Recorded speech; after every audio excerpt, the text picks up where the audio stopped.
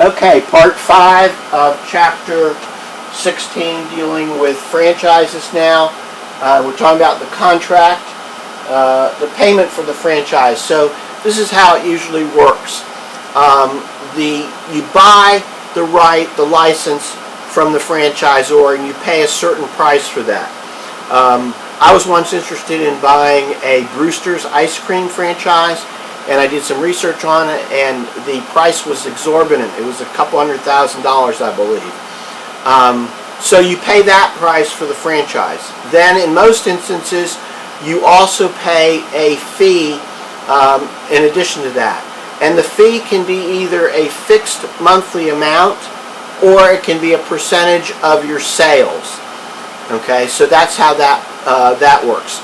So for example, if it was a Brewster's, you buy the franchise for a couple $100,000, and then each month you pay Brewster's a set amount, maybe $1,000 or whatever it is, or a percentage of your sales. So if you sold $4,000 worth of ice cream that month, and the percentage set forth in the contract was 10%, you'd be paying $400 that month to Brewster's, the franchisor. Okay.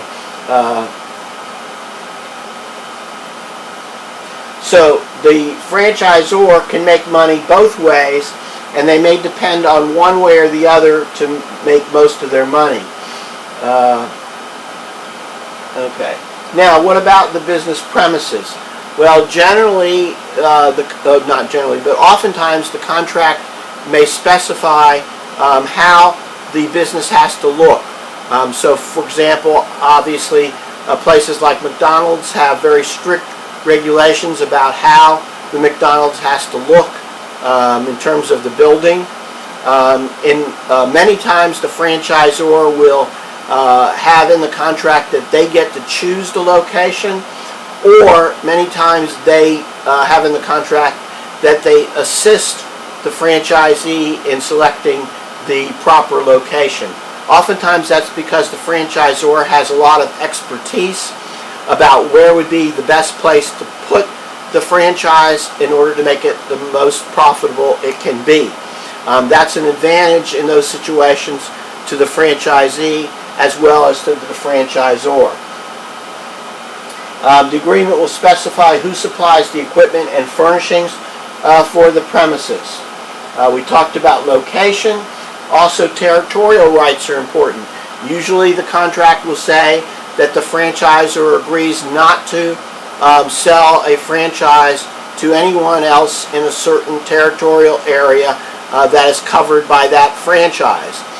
You don't want undue competition to occur, and that's one thing you want to be protected in buying a franchise. Okay. As I said, the franchise can be any form of business that is allowed under the contract. In some instances, the franchisor by contract will have some or full control over the training of the employees. This can be kind of restrictive for the franchisee, but it can also be beneficial to make sure that the employees are properly trained as to how to produce the product or service that's being offered. Quality control, generally the franchisor maintains some rights with regard to quality and rights with regard to inspection. So usually they can come and inspect. If it's a McDonald's and they come and taste a hamburger and it tastes terrible, they can revoke your franchise if done in good faith under those circumstances.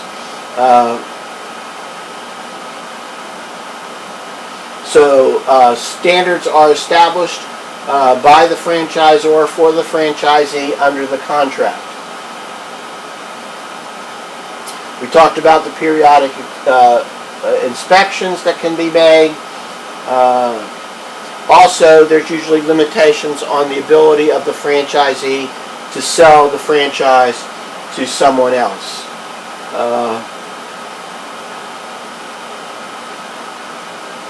The franchisor has a legitimate interest in maintaining the quality of the product because that's what they're selling across the country, and that's what makes the franchise valuable to interested people in buying a franchise. The goodwill that's known by the public as to what that franchise offers, and so the law does not get involved in that type of control and maintaining the product or service to protect the name or reputation of the contractor. Sometimes the contract for the franchise also includes price controls or pricing agreements that says that you can't sell the product for any more than a certain amount, or you have to sell it at a certain amount.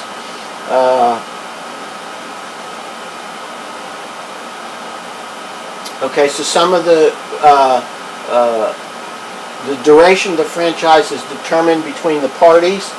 Termination can be set by the contract, but there needs to be notice requirements, especially from the franchisor to the franchisee, so that they can properly wind down their business.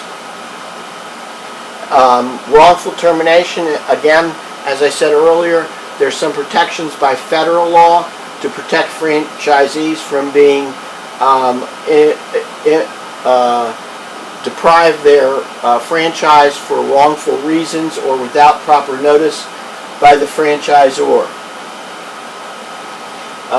The courts, in looking at these situations, usually apply a good faith doctrine to both the franchisor and the franchisee, and where wrongfulness has occurred, there could be grounds for damages to either party.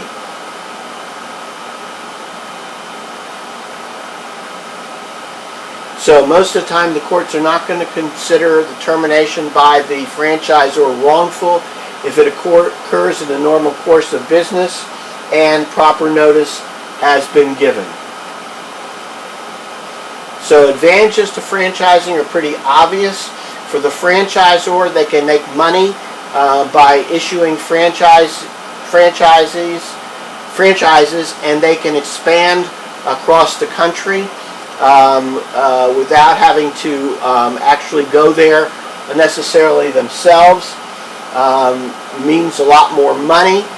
Take a look at, for example, a local franchise or Zaxby's out of Athens, which is expanding rapidly throughout the country. Started with just 1 or 2 restaurants in Athens, now making a lot of money for the founders, etc. For the franchisee, they get the benefit of the goodwill by that particular franchise, the expertise that the franchisor has in the product, the knowledge in marketing, and other resources, including sometimes loans to buy the franchise and to set it up, and information with regard to startup of the business. Consumers benefit because they know what to expect from the product. They're assured a uniform product wherever they go. So basically your McDonald's hamburger is going to taste the same in Atlanta as it's going to taste in Milwaukee. So that's the advantage of a franchise. So we'll pick up next with Chapter 17.